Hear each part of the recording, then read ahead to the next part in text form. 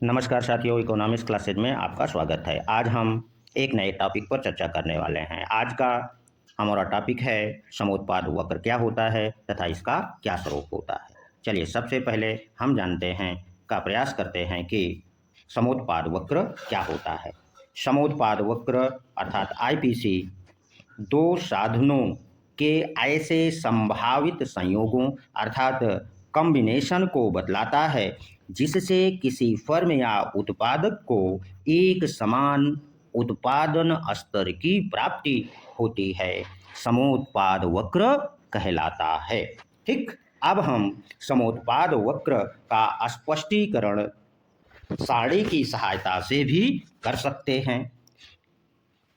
जैसा कि सारणी नंबर 1 में मान लेते हैं कि कोई फर्म है या उत्पादक है जो 100 कलमों का निर्माण करना चाहता है।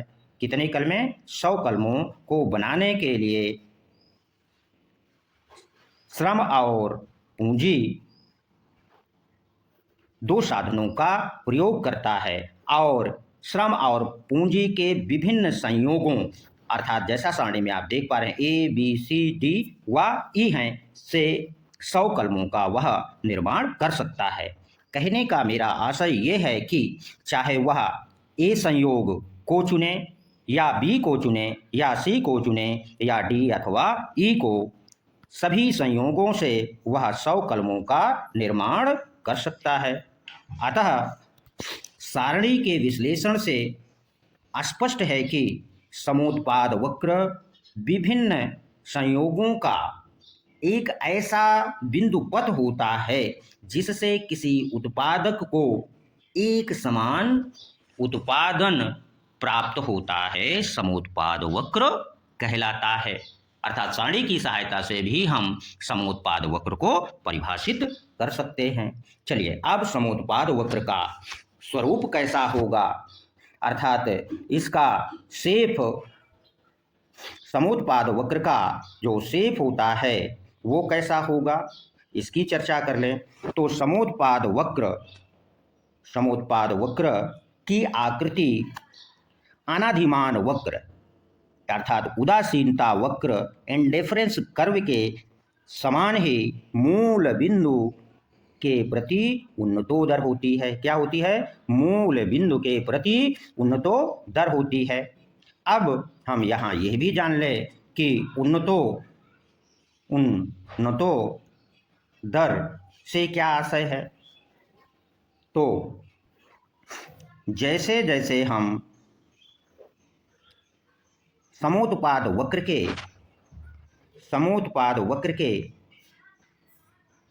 वक्र पर ऊपर से नीचे बाएं से दाईं ओर चलते हैं तो साधनों के बीच सीमांत प्रतिस्थापन की जो दर है वो क्रमशः क्या होती है? घटती चली जाती है। इसीलिए समोत्पाद वक्र मूल बिंदु की ओर उन्नतोदर होता है। क्यों होता है? क्योंकि साधनों के बीच में जो प्रतिस्थापन की दर है वो क्रमशः घटती है। यही कारण है कि समोत्पाद वक्र मूल बिंदु की ओर उन्नतोदर होता है। अब ऐसा कब होता है? जब उत्पत्ति, कौन सा नियम लागू हो?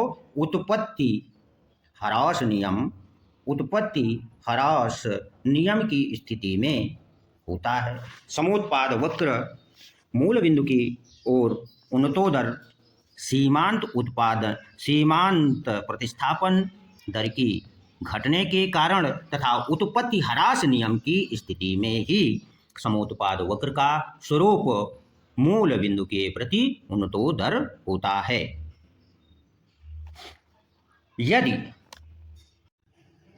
यदि सीमांत प्रतिस्थापन की दर MRT X Y del Y upon X अर्थात साधनों की प्रतिस्थापन दर बढ़ती है तो जो समोत्पाद वक्र होगा उसकी आकृति मूल बिंदु के प्रति नतोदर होगी। कैसी होगी? नतोदर अर्थात कान केव होगी। क्या होगी? कान केव होगी। क्यों होगी? क्योंकि जब साधनों के बीच प्रतिस्थापन की दर बढ़ती हुई होगी तो उस स्थिति में हमारा समोत्पाद वक्र मूल बिंदु के प्रति नतोदर होता है। ऐसा तभी हो सकता है जब उत्पादन वृद्धि नियम लागू हो। मुझे लगता है कि आप लोगों ने समझ लिया होगा। अब हम यह भी चर्चा कर लें कि विभिन्न टीजीटी, पीजीटी परीक्षाओं और असिस्टेंट प्रोफेसर की परीक्षा में आपसे प्रश्न पूछा जा सकता है कि समोत्पाद वक्र मूल बिंदु की ओर उन्नतोदर होने का क्या कारण है? तो आपको उत्तर देना होगा कि समोत्पाद वक्र मूल बिंदु की ओर उन्नतोदर तभी हो सकता है जब साधनों के बीच सीमांत प्रतिस्थापन दर घटती हुई हो। पहला। दूसरा प्रश्न ये पूछा जा सकता है कि किस नियम के अंतर्गत सीमांत उत्पादन वक्र उन्नतोदर पाया जाता है? और ऑप्शन में सीमांत प्रतिस्थापन दर ना दिया हो तो आपको उत्तर देना है कि उत्पत्ति ह्रास नियम की स्थिति में समोत्पाद वक्र मूल बिंदु की ओर उन्नतोदर होता है। और आगे प्रश्न यह भी बन सकता है कि किस स्थिति में समोत्पाद वक्र नतोदर पाया जाता है? तो जब सीमांत प्रतिस्थापन की दर अर्थात साधनों के बीच में जो सब्स्टिट्यूशन रेट है वह बढ़ती है तो उस स्थिति में जो समोत्पाद वक्र का स्वरूप होगा वह कैसा होगा?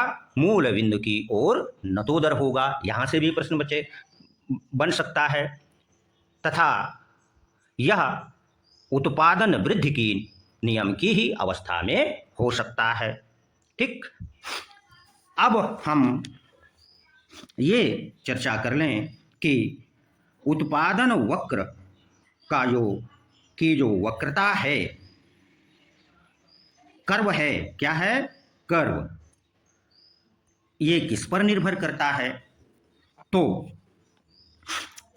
समोत्पाद वक्र की जो वक्रता अर्थात कर्वेचर है यह साधनों के बीच प्रतिस्थापन के अंश पर निर्भर करता है अर्थात डिग्री ऑफ सब्स्टिट्यूशन पर निर्भर करता है। ठीक। अब तक की व्याख्या से हम लोगों ने यह देखा कि समोत्पाद वक्र का स्वरूप सामान्यतः मूल बिंदु की ओर उन्नतोदर होता है, किंतु वास्तविकता यह है कि समोत्पाद वक्र अर्थात आईपीसी वक्र का स्वरूप अनेक रूपों का हो सकता है जो कि साधनों के बीच प्रतिस्थापन के अंश अर्थात डिग्री ऑफ सब्स्टिट्यूशन पर निर्भर करता है। यदि दोनों साधन के बीच पूर्ण स्थानापन्न की स्थिति हो तो समोत्पाद वक्र सरल रेखीय होगा तथा जब दोनों साधन के बीच पूर्ण पूरक की स्थिति अर्थात प्रतिस्थापन शून्य हो तो आईपीसी वक्र अंग्रेजी के अक्षर एल आकृति का होगा। आपसे विभिन्न परीक्षाओं में यहाँ से भी प्रश्न पूछा जा सकता है कि जब उत्पादन के दोनों साधन पूर्ण स्थानापन्न हो तो समोत्पाद वक्र का स्वरूप कैसा होगा? तो आपको उत्तर देना है सरल रेखीय होगा। अथवा यह प्रश्न पूछा जा सकता है कि जब उत्पादन के दोनों साधन पूर्ण पूरक हों या प्रतिस्थापन की दर शून्य हो तो समोत्पाद वक्र का स्वरूप कैसा होगा? तो समोत्पाद वक्र का स्वरूप अंग्रेजी के अक्षर एल आकार का होगा। एक प्रश्न इस टॉपिक से वह बन सकता है जिसका उल्लेख अब तक के विश्लेषण में हमने नहीं किया था, उसे भी कर लेते हैं। वह यह प्रश्न बन सकता है कि समोत्पाद वक्र का प्रतिपादन किसने किया था? तो समोत्पाद वक्र का विश्लेषण या प्रतिपादन करने वाले अर्थशास्त्रियों में हिक्स तथा बोल्डिंग को जाता है। यानी समानुपात वक्र को विकसित करने का श्रेय हिक्स और बोल्डिंग को दिया जाता है। हमारा अगला वीडियो समोत्पाद वक्र की मान्यताओं और विशेषताएं क्या होती है इस पर आधारित होगा। धन्यवाद।